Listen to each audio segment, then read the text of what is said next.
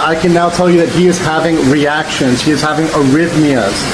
People are speculating in the prison this may be due to withdrawal, whether that's from drugs or steroids or whatever else, but he is having severe or intense health issues, which we're going to follow up on, but they're not going to release him for that. They're taking care of that in the hospital. He's, of course, not going to die. He'll be fine, but he's not going well in jail. I'm going to fucking rob you if you keep walking away.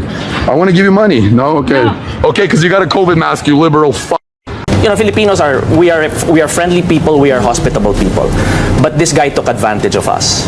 And ang malas niya, if other countries merely deported him, ang malas niya ngayon, his tough luck is that we have Secretary Remulla saying now that we're not gonna let him off easy. So he will not be deported. He will stand trial here. He will face the charges here.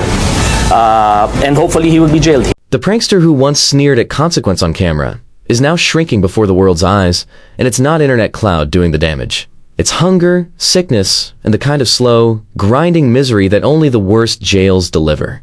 Today I'm taking you inside what's being reported from the Philippine detention center where he's being held. The overcrowded cells, the gnawing lack of proper food, the withdrawal symptoms, the medical neglect, the parasites, the isolation, and the terrifying way a man who once live-streamed for a camera is withering off screen. Stay with me. When the headlines first flashed, Vitaly arrested, people laughed. It felt like another stunt destined for the content bin. A viral clip, a few angry comments, then a shrug and another stream. But reality hit faster and harder than anyone expected. The Philippine jails he's been transferred to are not TV props. They are real places with real limits. Cramped concrete rooms built for a fraction of the people crammed inside them now. Toilets that don't flush properly, water that's questionable, and a ration meal system that simply doesn't sustain a large, muscular man accustomed to steroids and high-calorie bulk. Picture a man who ate for performance, calorie-packed shakes, heavy training, artificial enhancers, forced on a rice, watery soup, and tiny portions that barely keep the average person alive. That shift is brutal. Muscles melt, energy goes. The puff persona deflates into hollow cheeks and visible ribs. Eyewitness photos and leaked images show an unmistakable change. Vitaly's face hollowed, his jaw sharper, a prison beard ragged thin, and shadows under the eyes no camera filter can fix.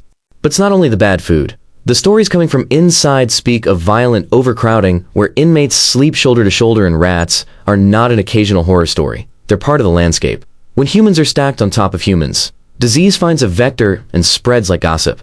Cooks faced respiratory infections go untreated.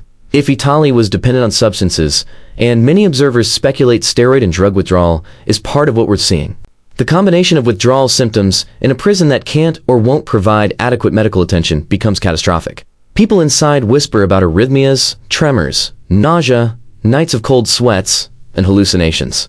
Imagine detoxing without 4 fluids, without monitor tapering, without a trained nurse to calm a racing heart. The result is humiliation and real danger. Fainting, falls, and an increased risk of long-term organ damage. Every leaked update that says he's unwell should be translated in your head to his body is being taxed in ways his lifestyle never prepared him for. There's a second layer here that the camera never captured. The politics of being a foreigner in that system. Vitaly is not a local detainee with family nearby who can visit every week and slip additional blankets, food, or cash through official channels. He's a showman who made enemies internationally. And now even his country of origin has publicly distanced itself. That means no diplomatic cavalry. No embassy helicopter to pluck him to a safer facility. No quiet negotiation to buy in a hospital care. When embassies publicly advise their citizens to obey local law, the message is unmistakable. This man's fate will be decided here, in this place, under these exact conditions. Relief parcels? They're tightly controlled. While meaning supporters who offer to sue in food were told, by jail administrators and by on-the-ground reporters, that it's nearly impossible to authorize or safely vet outside food. The stated reason is simple and chilling. Allowing unvetted food opens the door to poisoning, manipulation, or smuggling. And because the prison cannot test or guarantee the safety of what's brought in, they refuse. So Vitaly's fans, who once lobbed him steaks and protein shakes as content props, now find their gestures stopped cold by real bureaucracy and real fear. There's also the social danger inside the walls. In a country where community and respect have deep cultural roots, Vitaly's public mocking of national symbols, especially the Statue of Peace, which carries painful historical weight, wasn't merely offensive. To many inmates and citizens, it was an unforgivable humiliation. Behind bars, reputation is currency. Disrespect can mark you for reprisal. Reports of a beating, of bruises, and a swollen face aren't just random violence. They are manifestation of the moral outrage that followed his dreams. When a man becomes a symbol of contempt for the community, that symbol can be attacked anywhere. In comment threads, on the streets, and tragically, inside a cell. That's not revenge we should celebrate. It's a human rights red flag. Violence in detention is a failure of the system, not poetic justice. Psychologically, the picture is damning. People like Vitaly, performers who feed off notoriety and the thrill of an audience, are built on external validation.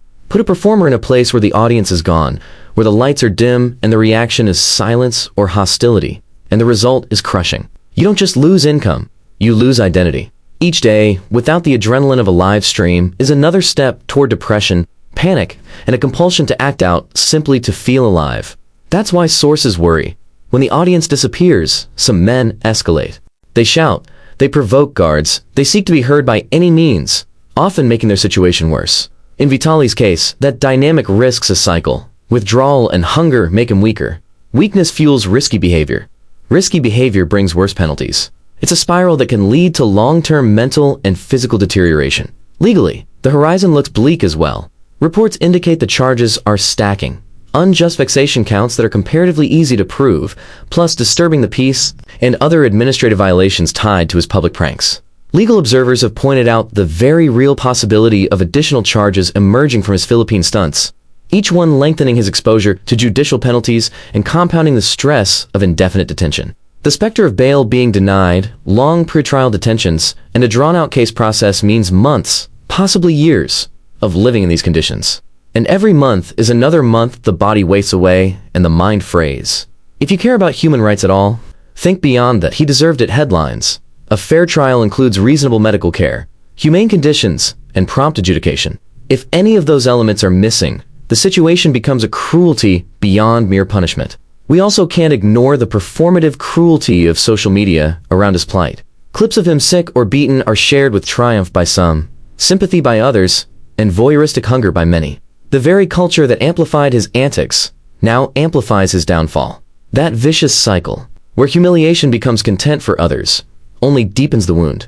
It's worth asking, when we click and share, are we contributing to the harm? Are we complicit in turning a human being's suffering into entertainment? You'll hear people on both sides. Vengeful voices who say he got what he deserved, and concerned voices warning about self-righteous cruelty. Both perspectives will feed your metrics, but only one preserves human dignity. So what does the near-term future likely hold for Vitaly? Barring an immediate diplomatic intervention or an emergency medical transfer, both of which look unlikely given public statements, expect protracted detention, an uphill legal fight, and continued deterioration unless the Philippine authorities provide medical attention or his legal team secures speedy motions for hospital care. Expect more public revelations as journalists push for access, potentially more images leaking of his gaunt face, and, worryingly, a growing normalization of his suffering as the internet scrolls on. The final chapter could be many things. A negotiated plea and deportation, months of detention followed by limited sentence, or the worst case, a drawn-out legal process that eats his prime years while his body pays the price. If you want to keep following this unfolding story, if you want every new photo, every legal filing, every eyewitness account broken down and explained, stick with this channel. We'll be monitoring court documents, embassy statements, and credible local reporting. Smash that subscribe button and ring the bell now so you don't miss the next update. This won't be over tomorrow. Share your thoughts below. Do you think he should receive sympathy because of his condition, or is justice served even if the conditions are brutal? Let's keep the conversation civil. Finally, remember this. Cloud can create illusions of power, but it doesn't change human vulnerability. Whether you cheered at his arrests or mocked his stunts, Vitaly's current reality is a human crisis wrapped in legal and cultural complexity. The images of his hollowed face are not just fodder for clicks. They're a warning about what happens when entertainment and disrespect collide with systems unprepared for the fallout. Keep watching, keep questioning, and above all, keep demanding that justice be tempered with humanity.